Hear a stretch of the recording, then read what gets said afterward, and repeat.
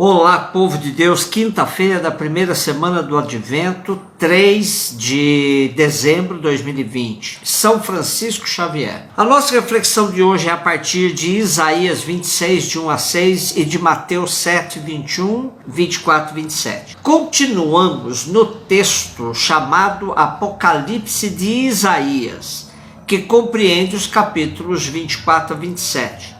O trecho de hoje é a continuidade do que lemos ontem, é a celebração da vitória dos pequenos e pobres sobre os babilônios, os moradores das alturas da cidade inacessível. Aqui o contraponto está entre Jerusalém, cidade dos justos, e Babilônia, terra de gente soberba. Na verdade, Jerusalém forte, cercada de muros, habitada por povo justo que respeita a fidelidade, tem caráter firme e conserva a paz porque tem confiança em Javé, é mais um desejo que realidade. Tanto que logo após essa descrição o profeta apresenta uma exortação: confiai sempre no Senhor, Ele é uma rocha eterna. Israel já está de volta à sua terra depois de ter passado pelo cativeiro da Babilônia. E o profeta trata de animar o povo para que não perca a esperança e reconstrua Jerusalém, respeitando a justiça e o direito. Desta maneira, os habitantes da cidade sanguinária serão pisados, estarão debaixo dos pés dos pobres, dos passos dos humildes. Pelo que conhecemos da história, a volta à sua terra depois do exílio não foi nada fácil, pois a terra não havia ficado de todo desabitada. O resto de Israel que havia ficado tratou de lavrar a terra e tocar a vida durante os 70 anos que durou o exílio. O povo que ficou não gastou tempo construindo templos e nem se preocupou com a edificação da cidade. Tinha outro foco.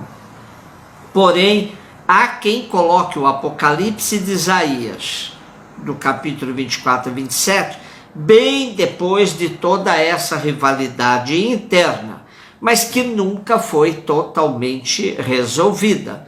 Esse livro dentro do livro de Isaías termina com uma profecia de comunhão de todo Israel em torno do Senhor e de Jerusalém. Diz assim: naquele dia se tocará a grande trombeta e voltarão os dispersos pela Assíria e os que se refugiaram no Egito. Estarão todos adorando o Senhor na montanha santa em Jerusalém. Esse projeto em torno de Jerusalém, onde todo Israel se congrega para adorar o Senhor, na verdade nunca se concretizou. Israel continua longe de ser um povo homogêneo, adorador e construtor da paz tão propagada. Parece que a beligerância está no sangue deste povo, que desde 1948, data da criação do Estado de Israel, passou por enormes vicissitudes, mas nunca reconheceu os direitos de outros povos vizinhos, sobretudo dos palestinos. Lejeune Miran, jornalista do Gazeta do Povo, relata que hoje a Cisjordânia, a faixa de Gaza e Jerusalém Oriental, se viessem a constituir-se como território de um eventual Estado da Palestina, significariam apenas 20% de toda a terra palestina. Mas nem isso tem sido possível. A mesma ONU, que em 29 de novembro de 1947 partilhou a Palestina e determinou a criação de dois estados, um árabe e outro judeu, recusa-se a cumprir a sua própria decisão.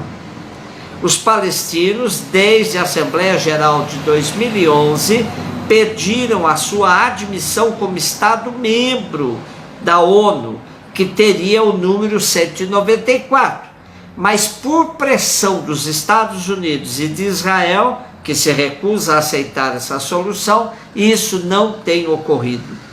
um povo que passou pelo Holocausto durante a Segunda Grande Guerra, onde teve 6 milhões de judeus sacrificados pelos nazistas, poderia ter mais sensibilidade histórica com o povo palestino.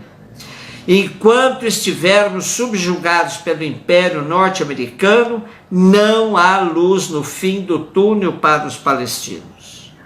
O Salmo 117, 118, em ressonância à primeira leitura, nos leva a cantar: é melhor buscar refúgio no Senhor do que pôr no ser humano a esperança. É melhor buscar refúgio no Senhor do que contar com os poderosos deste mundo. Mateus 7, 21, 24 e 27. O capítulo 7 de Mateus apresenta a conclusão do primeiro grande discurso de Jesus neste evangelho, iniciado no capítulo 5, com a proclamação das bem-aventuranças. Esse grande discurso começa assim: vendo as multidões, Jesus subiu a montanha, sentou-se e seus discípulos se aproximaram dele. E ele começou a ensinar. São muitos ensinamentos fundamentais da nova ordem cristã das coisas que Jesus ensina nestes capítulos. E quando terminou esse discurso, as multidões estavam maravilhadas com seu ensinamento, porque ele as ensinava com autoridade e não como os doutores da lei. Esse é o enquadramento do nosso texto de hoje. Jesus conta que 2 homens construíram suas casas. Podiam até ter intenções semelhantes, tinham oportunidades iguais, cumpriram ou não as palavras de Jesus, mas os métodos foram totalmente distintos. Um apto para a escuta e o outro surdo diante da palavra. Um preocupou-se em dar bases sólidas, com um alicerce seguro sobre a rocha, outro desleixou-se e construiu sobre a areia. No momento da tempestade é que se comprovou quem tinha feito a opção correta, quem tinha se servido da melhor metodologia. O que construiu sobre a rocha suportou todos os reveses da vida e se manteve de pé. E o que construiu sobre a areia conheceu terrível ruína, vendo sua casa vir abaixo. Essa parábola de Jesus é antecedida no capítulo 7 por alertas de Jesus sobre a atitude do verdadeiro discípulo.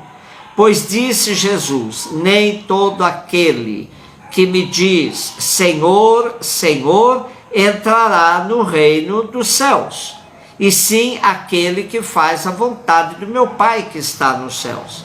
Fazer a vontade do Pai aqui fica evidente que é não ser ouvinte passivo, mas ativo diante das palavras de Jesus.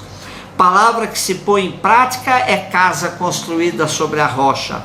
Palavra que não se transforma em vida concreta é casa edificada sobre a areia. Escutar a palavra de Deus pode ser um exercício cotidiano e perseverante da parte de todos que querem ser seguidores de Jesus. Reservar um tempo diariamente para abrir a Bíblia e se deixar ensopar pela palavra de Deus. Não ter a preocupação em decorar versículos para depois ficar fazendo disputa bíblica com os irmãos, mas sim buscar deixar que a palavra penetre no mais profundo da nossa existência, modificando aos poucos o nosso modo de agir. Que tal começar com os evangelhos, depois passar pelos Atos dos Apóstolos, as cartas mais curtas de Paulo? Pode-se também fazer o que estamos sugerindo desde o começo da pandemia, isto é, debruçar-se sobre as leituras propostas pela liturgia. O importante é abrir a mente e o coração para que a palavra vá encharcando nossa vida com seus ensinamentos, até que um dia a gente se perceba agindo de acordo com os ensinamentos bíblicos que fomos ouvindo todos os dias. Livremo-nos da escorregada que Jesus nos alertou. De nada adianta viver clamando Senhor, Senhor, sem fazer a vontade de Deus a nosso respeito. vontade que vamos descobrindo à medida que vamos nos familiarizando com a sua palavra. Não foi isso que aconteceu com São Francisco Xavier, o nosso santo de hoje?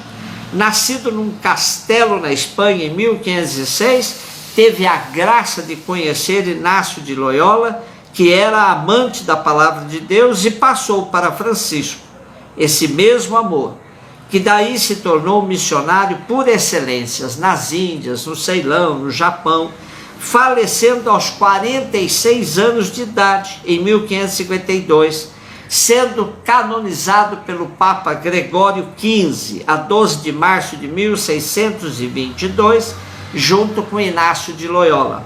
E em 14 de dezembro de 1927, o Papa Pio XI proclamou Francisco Xavier, junto com Santa Teresinha do Menino Jesus, padroeiro universal das missões.